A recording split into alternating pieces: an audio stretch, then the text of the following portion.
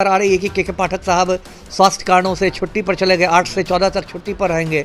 कोई वैद्यनाथ यादव साहब हैं, उनको सचिव हैं, उनको मतलब प्रभार दिया गया। देखिए, अभ्यर्थियों की भी मतलब मांग गलत नहीं है। सबसे बड़ी बात है क्यों बार बार लोगों को अदालत की शरण में जाना पड़ता है। 11 अगस्त वाले फैसले में सुप्रीम कोर्ट ने कह दिया था कि बीएड वाले जो अभ्यर्थी हैं वो प्राथमिक नहीं बन सकते, शिक्षक नहीं बन सकते। 13 जनवरी को जाने वाला 13 जनवरी है, गांधी मैदान में लगा हुआ है पटना जिला प्रशासन पूरा, बांस बल्ला शामियाना है ना, सबका इंतजाम हो रहा है। क्योंकि उस दिन फिर पलटू राम अपना धूमधाम से 1 लाख या कितने लोगों को नियुक्ति पत्र बांटेंगे, 1,08,000 ऐसी कोई संख्या है। पलटू राम ने कहा कि उनको विशिष्ट शिक्षक कहा जाएगा। अब सरकार ने कहा कि नहीं, उनको सहायक अध्यापक कहा जाएगा। अच्छा, अदालत का विकल्प भी मैं ये नहीं कह रहा, न्यायपालिका तो अच्छी चीज़ है, लेकिन न्यायपालिका में 1-2 केस तो लंबित नहीं ना है, अदालतों में लाखों लाख केस लंबित है। बिहार में जिस तरीके से फर्स्ट फेज की बहाली हुई थी उसमें कई सारी गड़बड़ियों का आरोप अभ्यर्थियों के द्वारा अब जाकर लगाया जा रहा है, और कहीं ना कहीं उसको लेकर अभ्यर्थियों के द्वारा यह साफ कहा जा रहा है कि पूरा परिणाम को लेकर कहीं ना कहीं वो पटना हाई कोर्ट जाएंगे और चुनौती देंगे। ऐसे में सेकंड फेज की बहाली में भी अभ्यर्थियों का यह साफ कहना है कि जिस तरीके से भाषा विषय को लेकर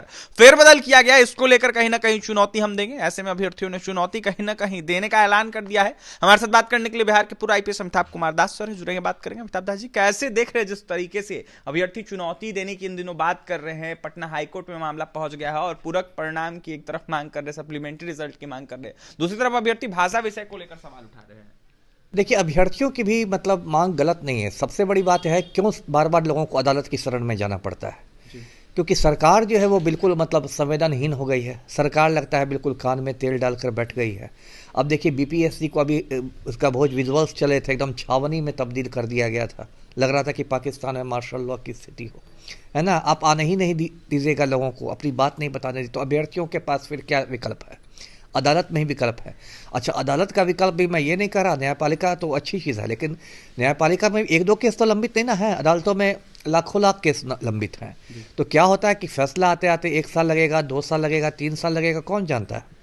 वहाँ तो तारीख पर तारीख पड़ती रहती है, और उसमें क्या होता है कि अभ्यर्थियों की जो है उम्र निकलती रहती है। और ऐसा इसलिए हो रहा है, फिर वही तुगलकी फरमान वाली बात मैं शुरू से कहता आया हूँ। यहाँ सरकार को खुद नहीं मालूम है कि कौन नीति रखनी है। पहले डोमिसाइल नीति रखी गई थी, जो मूल शिक्षक नियमावली थी, आपको याद होगा डोमिसाइल नीति थी। उसमें कहा गया था कि जो बिहार के अस्थायी निवासी हैं वही फॉर्म भर सकते हैं। उसके बाद एक दिन शिक्षा मंत्री को ज्ञान प्राप्त हुआ कि नहीं, इसमें तो बहुत रिक्तियां रह जाएंगी। तब कहा गया कि नहीं, डोमिसाइल नीति नहीं रहेगी। तो फिर यूपी के लड़के लड़कियां भी आए, राजस्थान के भी, मध्य प्रदेश के भी। उसका एक साइड इफेक्ट ये हुआ कि कट ऑफ बहुत भाग गया, है ना। इतना ज़्यादा मतलब बाकी राज्यों से भी इतने सारे योग्य लड़के लड़कियाँ आ गए, वो हो गया। अब इसमें जो है भाषा वाली जो अर्हता है उसको अब समाप्त कर दिया गया है।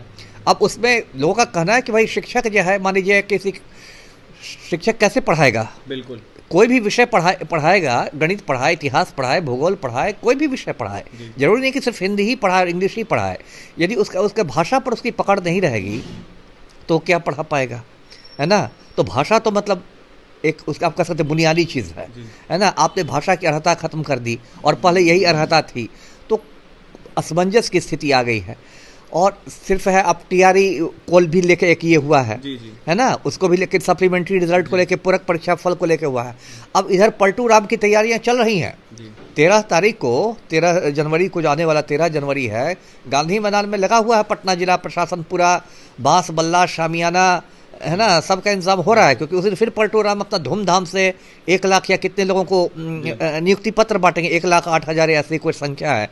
फिर तेजस्वी जी का ट्वीट शुरू हो जाएगा, कितने लोगों को हमने नौकरियां दे दी। अब देखिए, अभी तो एकदम अराजकता की स्थिति है।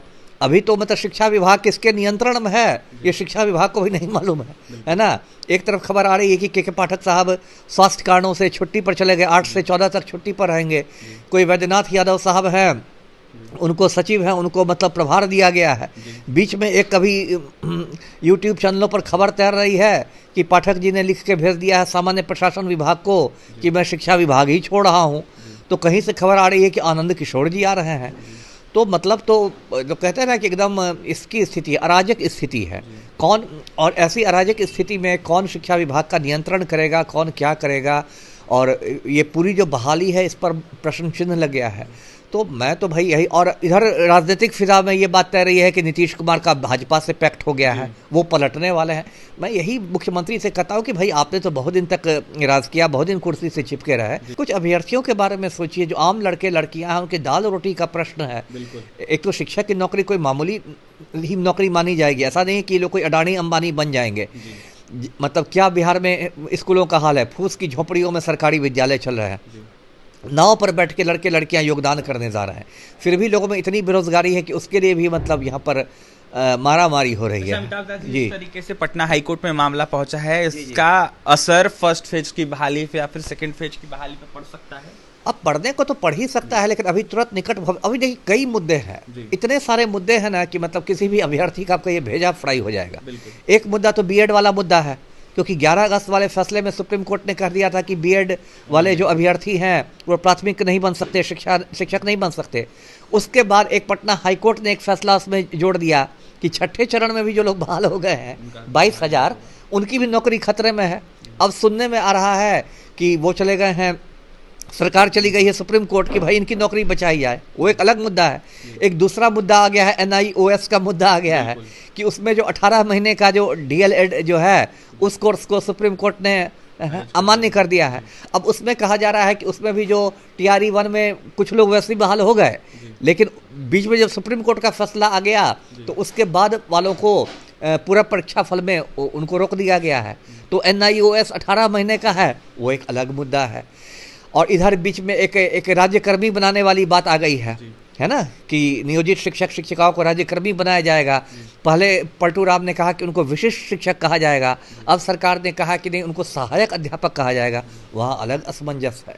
तो ये तो मतलब बिल्कुल अराजक स्थिति है। यहाँ तो इतनी तेजी से घटना चक्र बदल रहा है, कुछ पता नहीं चलता है कहाँ राज्य सरकार जाएगी। जी देखिए, जिस तरीके से चक्र बदल रहा है, इससे यह साफ नहीं हो पा रहा है कि सरकार कहां जाएगी, क्या होगा शिक्षा विभाग का और शिक्षक अभ्यर्थियों का। ऐसे में क्या कुछ कह रहे थे पटना हाईकोर्ट में चुनौती को लेकर, शिक्षक बहाली को लेकर बिहार के पूर्व IPS अमिताभ कुमार दास, आपने सुना है। यह साफ करते हुए नजर आ रहे थे कि सरकार को कहीं ना कहीं शिक्षकों के हित में कुछ करना चाहिए। जिस तरीके से अभ्यर्थी मांग कर रहे हैं और जो भी विसंगतियां आ रही है उसको दूर करना चाहिए। कई सारे मुद्दे हैं, कई सारा सवाल उठ रहा है और तमाम सवालों का जवाब दे रहे थे बिहार के पूर्व IPS अमिताभ कुमार दास। क्या कुछ कहते थे आपने सुना है शिक्षक बहाली को लेकर, और भी तमाम खबरों के लिए NBC 24 के साथ बने हैं। इस वीडियो में इतना ही। इस वीडियो को ज्यादा शेयर करें, हमारे चैनल को सब्सक्राइब करें, पेज को लाइक करें।